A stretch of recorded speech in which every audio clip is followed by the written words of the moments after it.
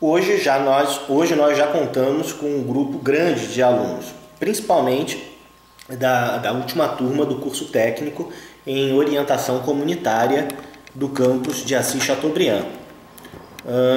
Continuando. Caracterização da proposta e vem então o item resumo do projeto. Nesse projeto de pesquisa, propõe-se investigar as conexões e interdependências existentes entre os campos da filosofia, da ciência e tecnologias, afirmando a inexistência das tradicionais distinções levadas a efeito entre o pensamento racional especulativo, filosofia, lógica e matemática, a razão normatizada através do método empírico e indutivo, ciências em geral, e as consequências das teorias, produtos e serviços que emergem como melhorias nas sociedades, as chamadas tecnologias. Bom, então, só nesse primeiro parágrafo, a caracterização do projeto, então, é justamente a de integração das chamadas ciências, que nem ciências são bem consideradas tradicionalmente, que são as chamadas seria a metafísica, a lógica e a matemática, seja, numa linguagem aristotélica, as ciências teoréticas. As ciências em geral, né, no caso, as que dizem respeito à aplicação do método científico na sua totalidade, e, no caso, o produto que devém disso, que é o quê? Justamente as tecnologias, ou seja, a aplicação dos conhecimentos, sejam eles teóricos e ou empíricos, no desenvolvimento de produtos e serviços para atender a sociedade e as diversas demandas que a comunidade oferece. Dando continuidade à leitura. A abordagem a ser empreendida parte das propostas do filósofo da ciência Karl Raimund Popper, quanto às decorrências de sua lógica da investigação científica, do historiador da ciência Thomas Kuhn, em seu A Estrutura das Investigações Científicas, e a compreensão decorrente dos problemas emergentes nos campos da teoria do conhecimento, filosofia da mente, da pedagogia, da neuropsicologia cognitiva, que marcam o fim do século XX e os alvores do XXI, com a necessidade de reflexão filosófica em torno da ciência, em seu exercício na e pela sociedade. Então, no vídeo anterior, eu mencionei que o grupo de pesquisas estava esteado e está esteado fortemente nas propostas epistemológicas do filósofo Karl Raimund Popper. No entanto, o projeto do grupo de pesquisas ele pode ser descrito como que 70% vinculado ao pensamento popperiano, a crítica da construção do conhecimento desenvolvida por Thomas Kuhn, em torno de 10 a 15%, e o restante das reflexões e dos problemas decorrentes da ciência contemporânea, que vêm sendo apresentados no campo da teoria do conhecimento, da filosofia da mente, da pedagogia e da neuropsicologia cognitiva, que fazem da ciência hoje um objeto profundo de reflexão e de reestruturação de seu método e áreas de atuação propriamente dito. Continuando a leitura. Dado a abrangência e multiplicidade das questões subreptícias ao projeto de pesquisa, compreende-se o estabelecimento de 4 linhas de pesquisa a saber. Então, como eu disse, no início do projeto eram apenas 4 linhas. 1. Filosofia. 2. Educação, cognição e linguagem. 3. História, arte, cultura, saúde, direito, política e suas representações sociais. E 4. Semiótica da religião e do sincretismo. Além desses, como eu já disse, foram acrescentados cidadania, política e relações sindicais, idioma internacional neutro, Esperanto, ciências da informação, engenharia computacional e teorias computacionais da mente, ensino de matemática, física, química e ciências. Continuando. Com tais nichos investigativos, supõe-se possível contribuir para a dissolução dos equívocos teóricos que separam radicalmente a razão em teórica e prática, e que proporcionam o uso da ciência e suas tecnologias de maneira nem sempre ética e socialmente responsável, bem como possibilitará a aproximação da comunidade interna e externa, no caso do Instituto Federal do Paraná, para a geração de conhecimento que contribua para a prática da excelência do ensino, pesquisa e extensão, por meio de ações planejadas para tal finalidade. Então, objetiva-se com as linhas de pesquisa do Grupo de Pesquisas Filosofia, Ciência e Tecnologias e toda a abrangência desenvolvida por elas, de fato, dissolver o preconceito que existe, mesmo no campo da ciência, da distinção entre teoria e prática. E essa dissolução ela está fortemente atrelada ao pensamento filosófico e epistemológico de Karl Popper, uma vez que, se aplicando o princípio da falseabilidade como princípio não de demarcação, mas como um princípio de cientificidade com base no seu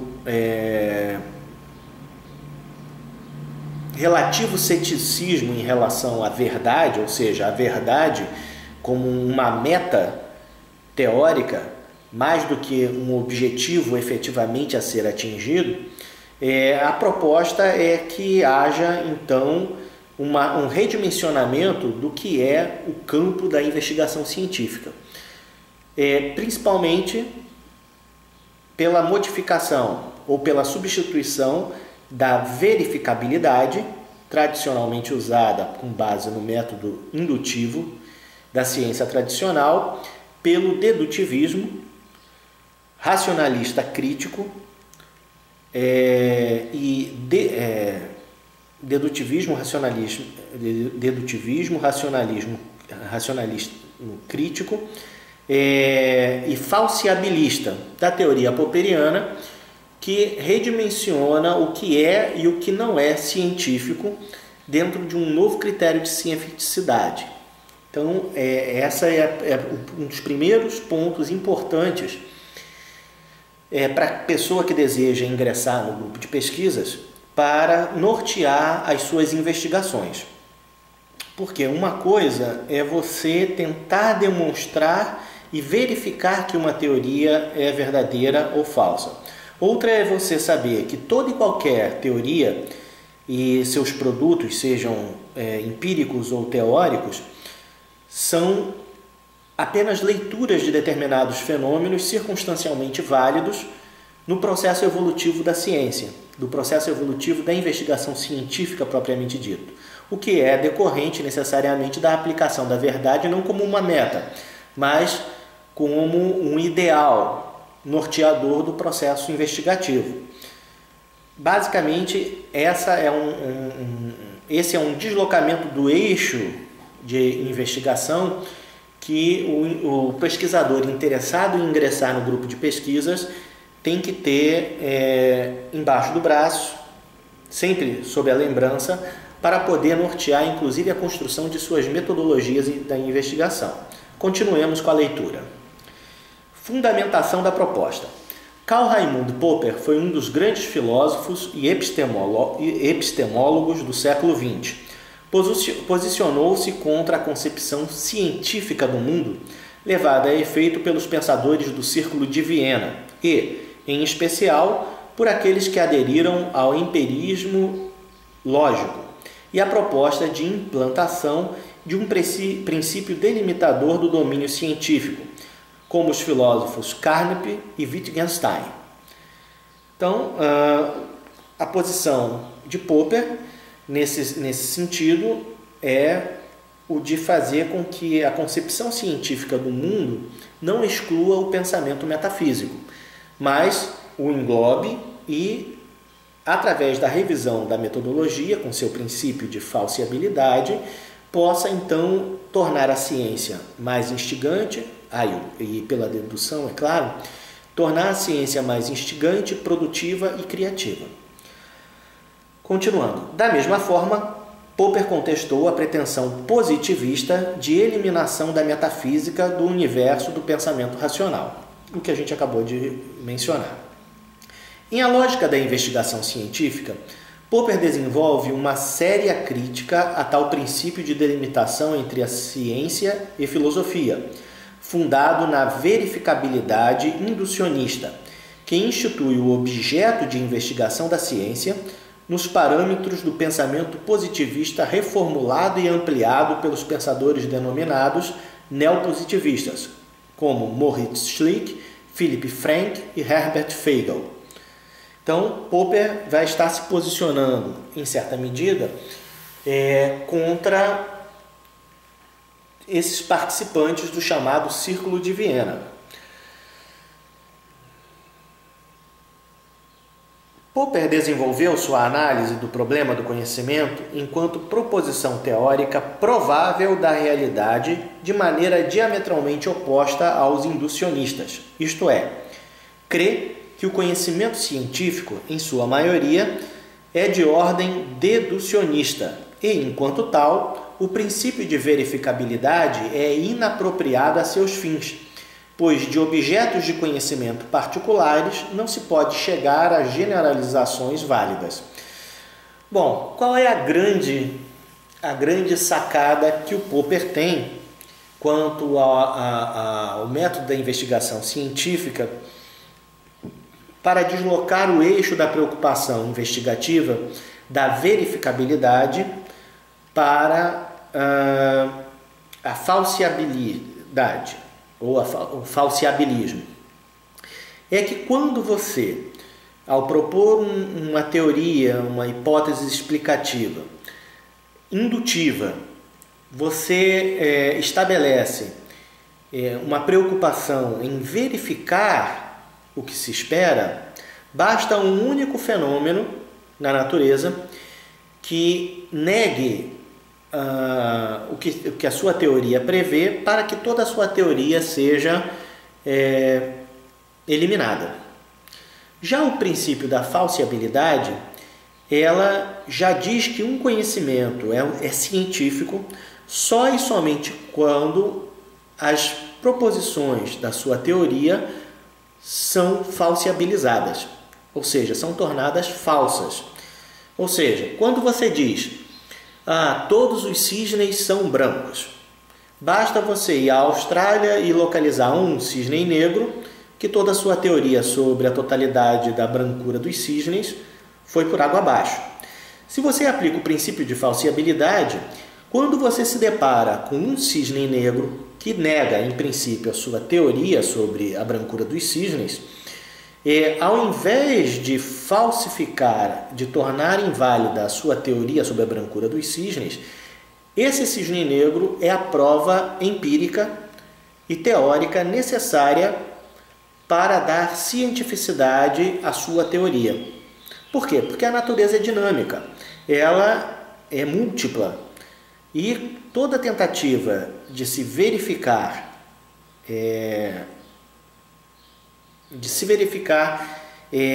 exclusivamente uma teoria faz com que toda uma gama de fenômenos que são tão verdadeiros quanto o fenômeno em foco por sua teoria sejam desconsiderados como científicos por não se enquadrarem na sua proposta teórica, o que faz com que a ciência em si se torne muito restrita e limitada. Por isso que Popper ele sugere, quase condiciona os avanços da ciência ao processo da dedução e faz um esforço fantástico de demonstrar que, na verdade, os maiores avanços da ciência devem-se mais ao método dedutivista do que ao indutivista. Nesse sentido, ele se separa, ele critica e até na lógica da investigação científica ele diz ter acabado com a proposta do Círculo de Viena e do positivismo e neopositivismo ao tornar inviável o princípio de verificabilidade como um princípio indutivista de demonstração e separação entre conhecimento metafísico e conhecimento empírico. Continuando a leitura. Ao contrário, através do método dedutivo, torna-se viável a generalização teórica quanto ao dado objeto do conhecimento.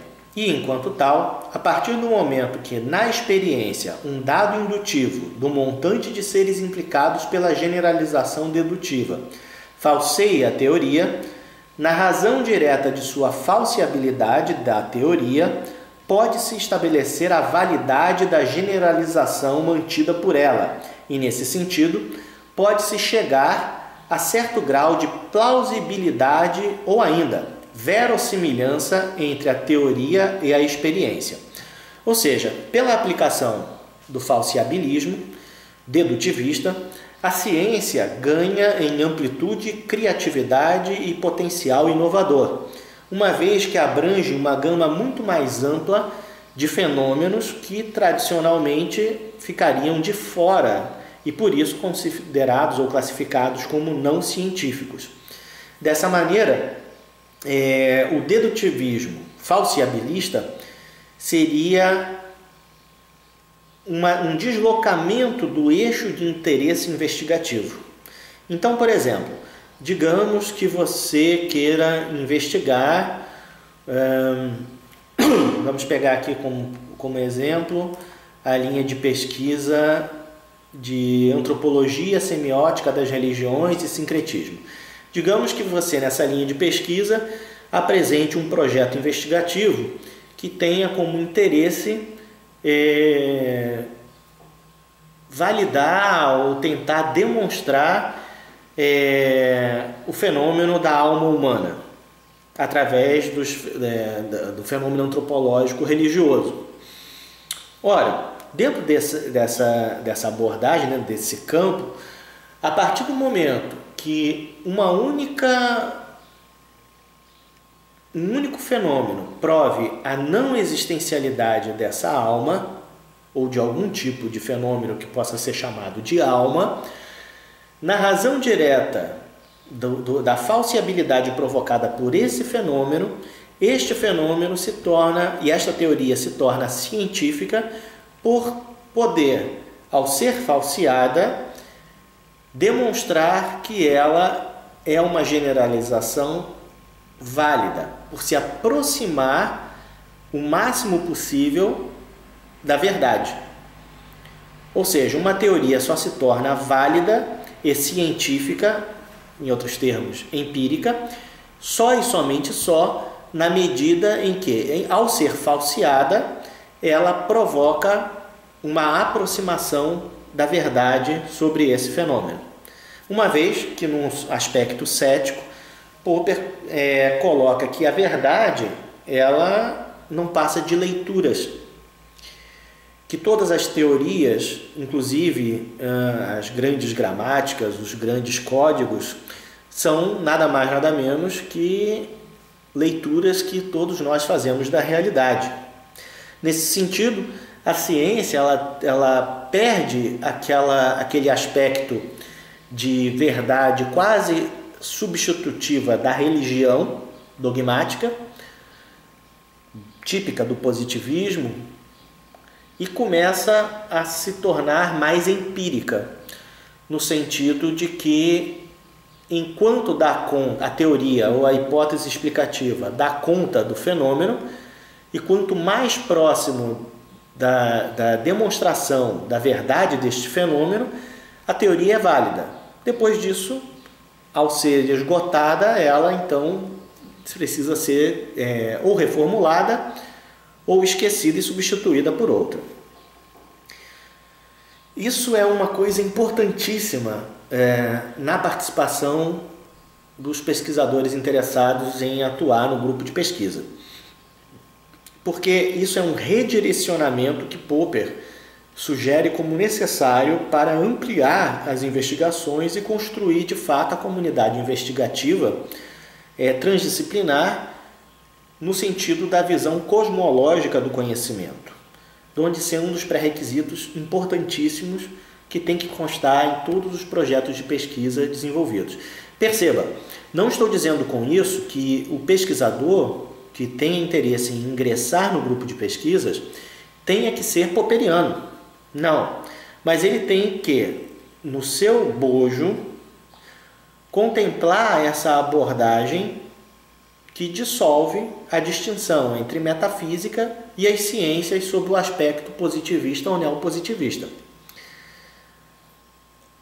A favor ou contra Popper, ou simplesmente falando de qualquer coisa que não tenha nada a ver com Popper, esse é um dos pré-requisitos que tem que estar presente no seu projeto de pesquisa. Por quê? Porque é um dos critérios básicos da proposta do grupo de pesquisas como comunidade investigativa, com o objetivo de atingir uma construção cosmológica do conhecimento humano. Continuando a leitura.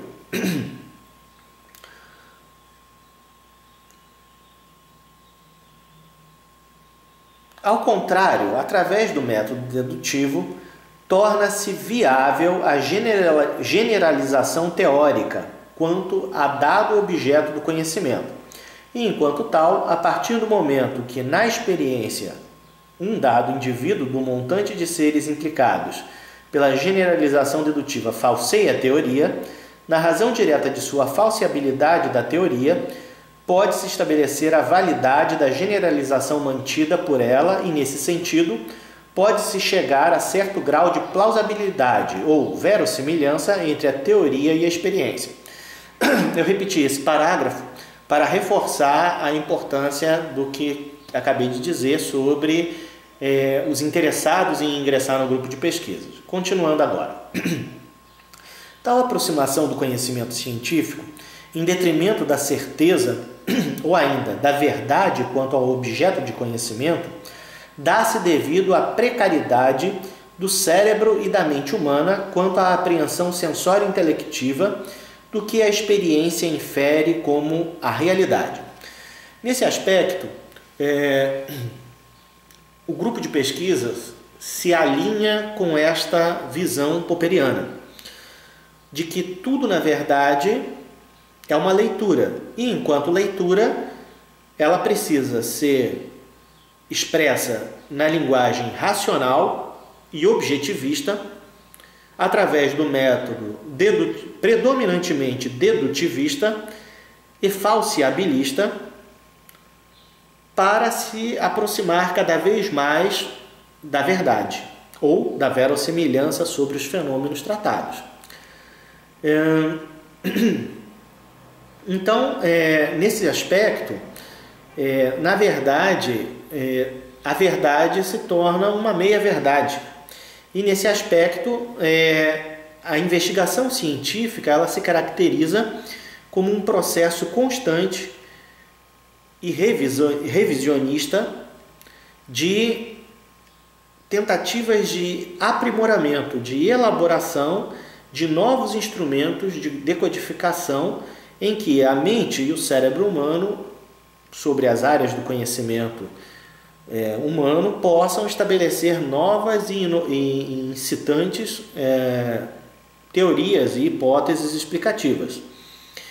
Na obra O Conhecimento e o Problema Corpo-Mente, Popper apresenta a sua proposta de solução do problema afeito à filosofia da mente e, por conseguinte, à epistemologia, que é a existência ou não do dualismo ou do materialismo e suas consequências para a investigação científica. Nesse trabalho, Popper enuncia que sua teoria dos três mundos implica a existência real do mundo 1, relativo ao mundo físico ou dos sentidos. O mundo 2, que corresponde à mente humana e seus estados, e mundo 3, produto dos estados mentais humanos. O mundo 3 é originário dos estados mentais, contudo, é independente deste, em certa medida, e condicionador de modificações no mundo 1, através do mundo 2, tanto quanto, simultaneamente, é condicionador do mundo 2. Este, por sua vez, é o mediatizador do real cultural e semioticamente atingível, em parte, por meio das hipóteses e teorizações que estratificam o real enquanto efeito da e na linguagem. Bom, gente, vamos traduzir isso aí e destrinchar. Popper, ele se classifica como um pluralista de mundos, em detrimento da discussão tradicional entre o fisicalismo materialista e o dualismo cartesiano. Ele, na verdade, em tese, propõe o estabelecimento de 3 mundos para a solução do problema mente-corpo, ou corpo e mente, dependendo do seu ponto de vista.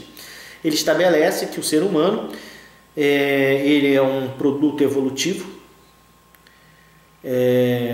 não necessariamente darwinista, mas bem alicerçado no processo darwinista de evolução. Num outro momento a gente aprofunda essa abordagem, mas nesse livro,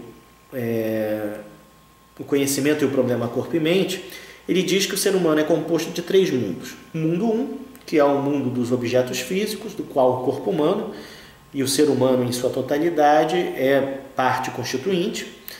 No ser humano existe o mundo 2, que é o mundo que é decorrente do processo mental, que as religiões tradicionalmente chamam de alma, e que geram estados mentais subjetivos. Porém, ele diz que deste mundo 2, a única coisa que interessa à ciência é o conhecimento objetivamente elaborado por esse ser, por esse indivíduo, pelo ser humano. Porque o conhecimento objetivo gerado por esse mundo 2 gera, por assim dizer, o mundo 3, que guarda uma relação de independência em relação aos mundos 1 e 2. E essa independência, Popper desenvolve muito bem nessa obra, ela é de tal ordem que, ao um indivíduo gerar uma teoria válida ou científica, essa teoria ela dá mais do que ela recebe. Em outras palavras, a teoria propõe, por exemplo, os números naturais, e do conhecimento dos números naturais, a descoberta dos números primos, por exemplo, é um bônus, que não estava previsto na teoria, mas que decorre desse processo. Nesse sentido, o mundo, ou a realidade para Popper, é uma constante dinâmica leitura interativa de processos semióticos que decorrem da relação mundo 1, mundo dos objetos físicos, mundo 2, mundo dos estados mentais, e mundo 3, dos produtos dos estados mentais objetivos, em que o mundo 2 se torna uma espécie de vértice simultaneamente definidor e definido das interações infinitas e constantes e dinâmicas desses 3 mundos. É objeto de um estudo e de investigação que tem que ser levado pelo interessado em ingressar no grupo de pesquisas. No entanto, é importante que se dê atenção a esse ponto, porque ele é uma das grandes, se não enormes diferenças do fazer ciência dentro do aspecto teórico popperiano, uma vez que não só sob o aspecto fisicalista ou materialista, ou sob o aspecto dualista, se faz conhecimento, mas sim sob um aspecto dinâmico e ecologicamente evolucionista, aonde o racionalismo crítico, dedutivista, falseabilista,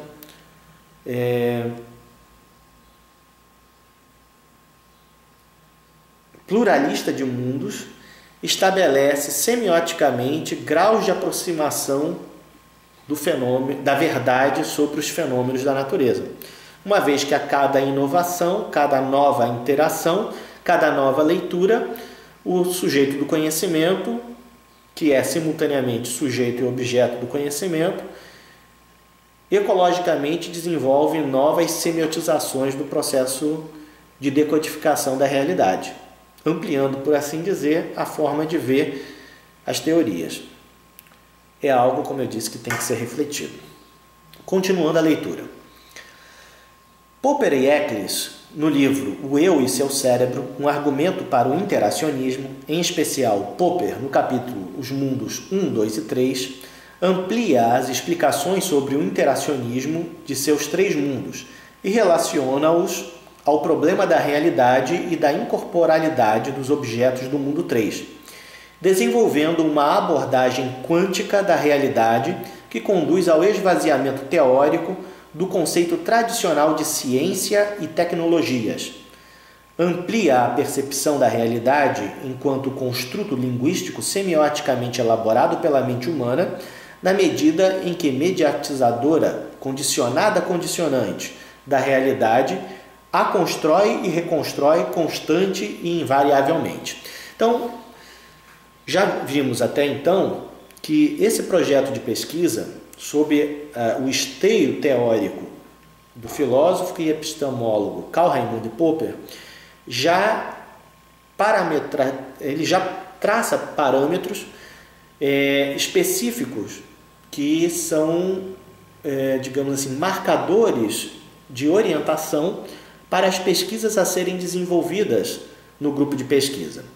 O primeiro é o racionalismo crítico, a crença de que a razão, de maneira crítica, efetivamente é capaz de se atingir um conhecimento. Segundo, a aplicação da metodologia da falseabilidade para o avanço da ciência, com base numa abordagem predominantemente dedutivista. Quarto, a ampliação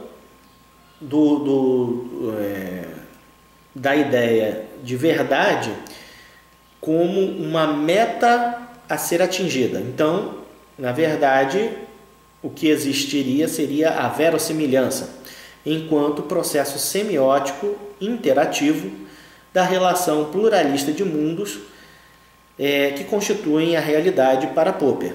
E nesse aspecto, com base no funcionamento do cérebro, Popper, e em parceria ao neurofisiologista Eccles, se aproxima então da geração do conhecimento e do conhecimento científico do funcionamento cerebral sob um aspecto quântico da realidade, em processos constantes de interacionismo intensamente dinâmico, enquanto estruturador e construtor da realidade, com as suas validações propositivas enquanto leituras da mente e corpo em sua totalidade fenomênica. Vamos continuar. Nesse particular, as teorias científicas e o exercício tecnológico não se mostram mais como um paradigma inamovível e corporificado da verdade sobre o que é o real nos moldes positivista ou neopositivista, inferindo e conferindo-se assim uma objetividade cara à proposta epistemológica popperiana e à percepção de Kuhn quanto ao caráter das revoluções científicas e sua história, de maneira que inviabiliza a indução como estratégia de conhecimento única e privilegiada a ser adotada pela ciência e as tecnologias. Bom, vocês já devem ter percebido que, de certa forma, ao dizer que Popper privilegia predominantemente a dedução ao invés da indução, por acreditar que a dedução é o método mais interessante para uma ciência criativa e inovadora, já devem ter percebido que o processo indutivo, na minha fala, não é totalmente excluído, embora o professor Remy mencione algumas vezes que no projeto inicial de Popper a intenção era, de fato, a exclusão total do processo indutivo do método de construção do conhecimento. Porém, partindo do princípio que todo conhecimento é fundamentado em hipóteses e teorias linguisticamente, semioticamente construídas do interacionismo entre os mundos 1, 2 e 3, a realidade ela é um conjunto teórico ou hipotético, que vai sendo editado e reeditado cognitiva e comportamentalmente na psicologia das sociedades humanas, num processo contínuo e imperceptível, porque fazemos isso milhões e milhões de vezes a cada ato de pensamento ou postura corporal que assumimos, vai sendo então estruturada como um processo em que a realidade é altamente plástica e mutável, quanticamente estruturada enquanto potencial de possibilidades. O que Popper mais adiante chamará de propensionismo. Nesse sentido, o conhecimento ele é propensionista enquanto linguagem racional, crítica, objetivista, interacionista e falseabilista. O que faz, então, com que a revolução ou o avanço do conhecimento científico ele parta de constantes e incessantes revisões. O revisionismo racionalista, crítico, dedutivista, emergentista, propensionista é uma das pré-condições para o estabelecimento de projetos de pesquisa nesse sentido, no nosso grupo de pesquisas. É claro que tudo isso são um conjunto de mudanças estruturalmente muito profundas e que a maioria dos membros do grupo de pesquisa está em processo de adaptação, de estudos. Por isso que o grupo de pesquisas oferece o grupo de estudos filosóficos, para que possamos ler e degustar essas teses para readequações constantes. Prossigamos na leitura. Por essa razão, Popper propôs o falibilismo enquanto procedimento metodológico válido para a aceitação de teorias e como instrumentos científicos hábeis para a elaboração crítica das mesmas, de modo a munir a ciência e as tecnologias com um recurso capaz de reduzir os equívocos proposicionais inerentes às hipóteses e teorias que norteiam suas praxes. Ou seja, através dessa forma de se desenvolver pesquisa científica, acredita-se com Popper que os equívocos e as dificuldades inerentes do processo de verificabilidade positivista e indutivista sejam excluídas ao mesmo tempo em que se amplia o gradiente de fenômenos considerados cientificáveis e ao mesmo tempo avaliáveis racionalmente e criticamente. Continuando. A motivação desse projeto de pesquisa encontra-se justamente nesse ponto da reflexão popperiana e de Kuhn. É na ampliação do objetivismo interacionista estabelecido pelo filósofo, enquanto análise crítico-reflexiva das teorias científicas e do uso das tecnologias, que ele sugere que seu fundamento teórico, metodológico, investigativo, se ligasse ao modo através do qual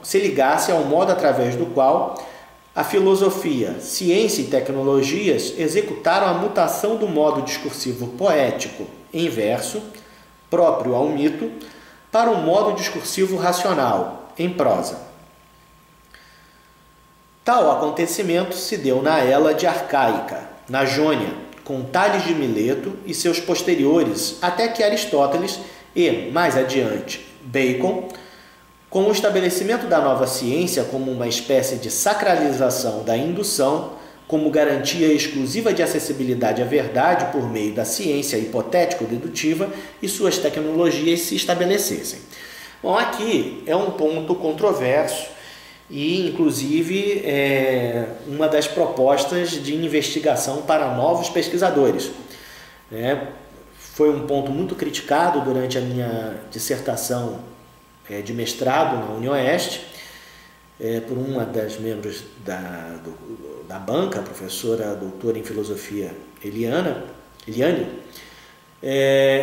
que criticou a crítica desenvolvida por Popper a Aristóteles, principalmente, acusando ele de ser o verdadeiro criador e implementador da indução como metodologia exclusiva do método científico, do processo investigativo científico. É um objeto a ser estudado, né? Eu não me dediquei a isso. E nesse ponto é interessante que, então, resgatando a fala inicial do vídeo anterior, um dos motivos que me estimularam a criar o grupo de pesquisas é justamente a tentativa de avaliar o quanto que o pensamento popperiano está atrelado ao pensamento pré-socrático, principalmente de Tales de Mileto, e o quanto que, de acordo com a proposta de Popper, o resgate dessa metodologia pré-socrática está inerente às suas teorias epistemológicas para a renovação e a dissolução da distinção entre metafísica e ciência em nossos dias. É isso que esse parágrafo está tentando trazer para a constituição do grupo de pesquisas. A utilidade de levar-se a efeito tal projeto de pesquisa valida-se devido à tradição interpretativa da história da filosofia em relação ao pensamento dos filósofos, dos cientistas e dos tecnólogos serem essencialmente distintos, embora tenham seu nascedouro na razão e em seus desdobramentos.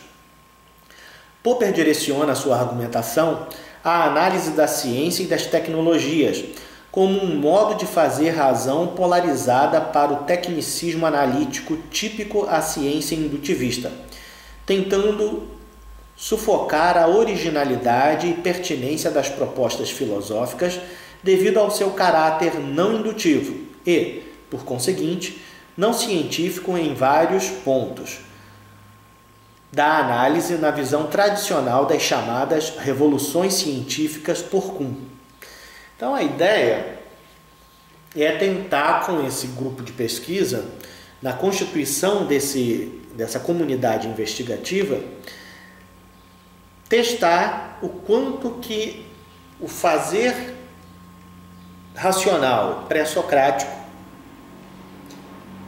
na perspectiva popperiana, dissolve a distinção entre filosofia, ciência e tecnologias.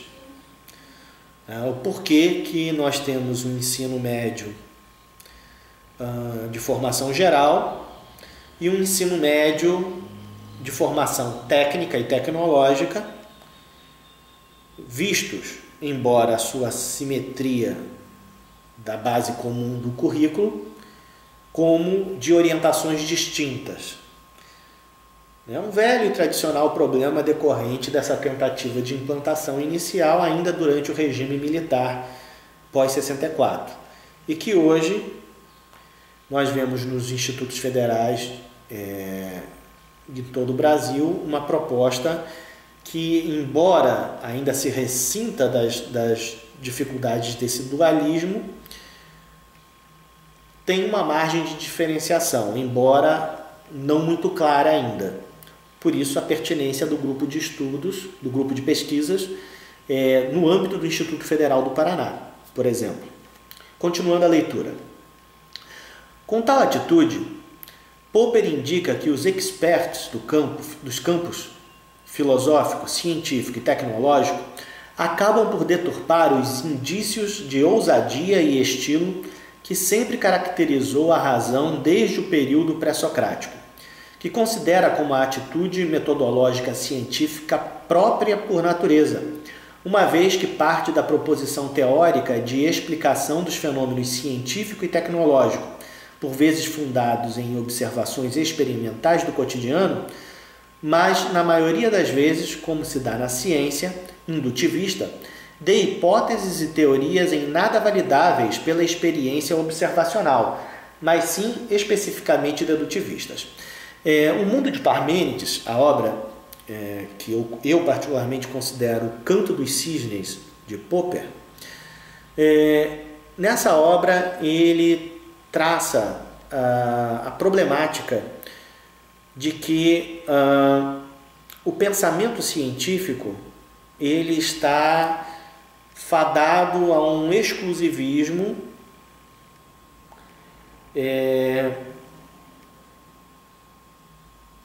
que reduz a capacidade de inovação, ousadia e criatividade.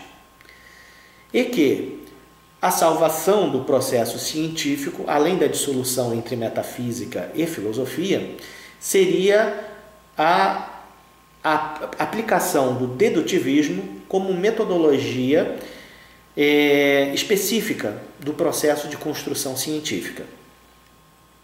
E Popper, nesse livro, O Mundo de Parmênides, ele faz diversos exemplos de que muitos processos considerados empíricos e indutivos das ciências contemporâneas, principalmente, são, na verdade, falsos indutivos, mas sim decorrentes de processos dedutivistas ou mistos, coisa também que é um foco a ser investigado para aqueles que se interessem para esse campo.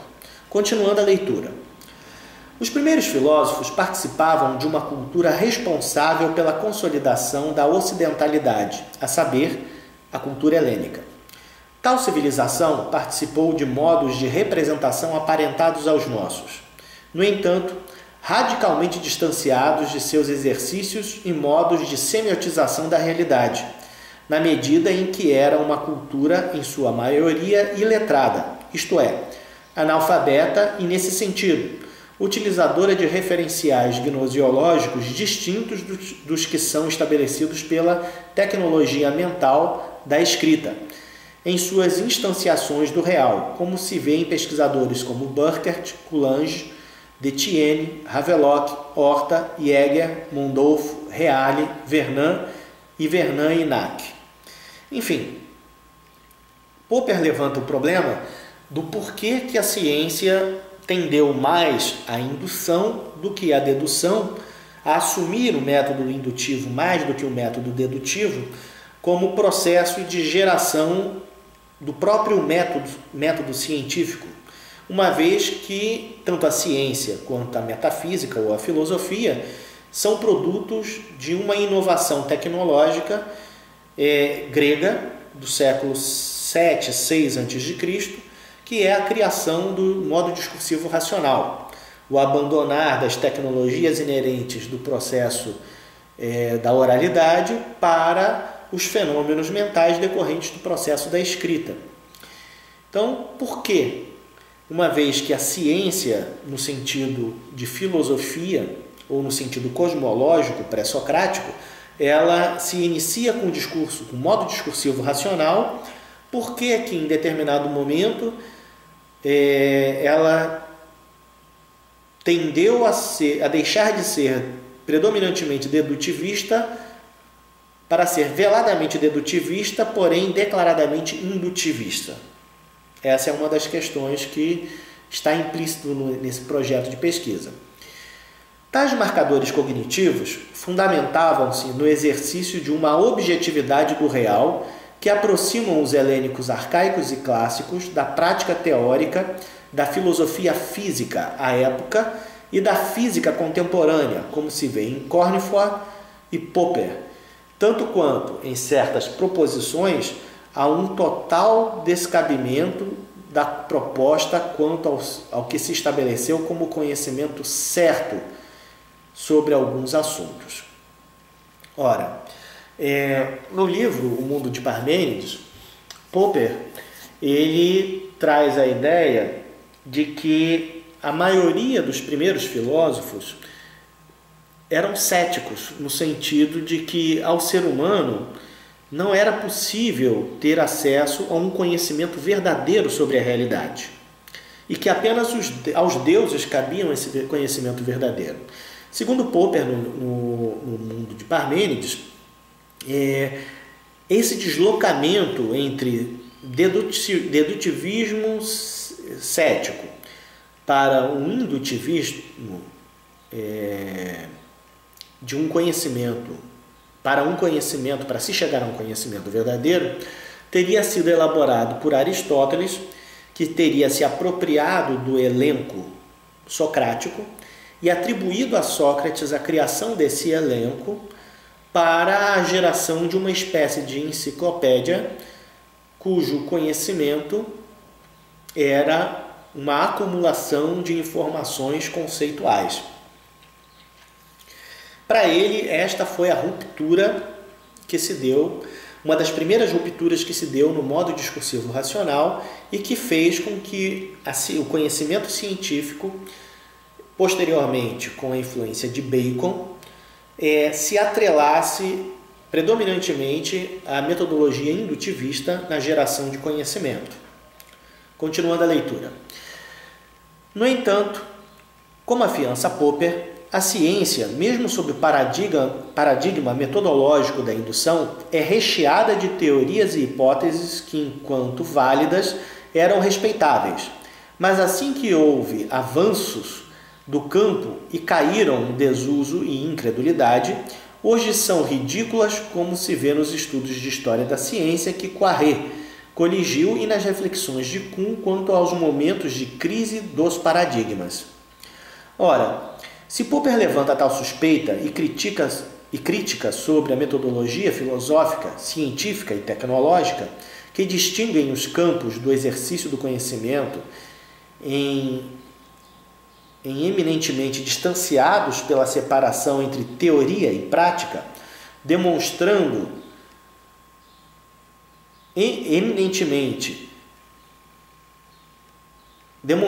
amplo apreço ao pensamento filosófico originário, desse modo constata-se a necessidade de investigar tais reflexões, objetivando aferir o grau que o impulso inventivo helênico valida o interacionismo entre filosofia, ciência e tecnologias, para averiguar-se em que medida, aditado às concepções oriundas da ciência, em especial da física quântica, a teoria do conhecimento se consolida como a quebra do paradigma acadêmico tradicional que distancia os mencionados campos do conhecimento, pretendendo-se avaliar os efeitos de tal superação de limites sobre as teorias, investigações, métodos, práticas que se esteiam na razão para a melhoria de arranjos produtivos, técnicas e produtos decorrentes da filosofia, ciência e tecnologia, no caso, inicialmente se aplicando à cidade de Assis Chateaubriand.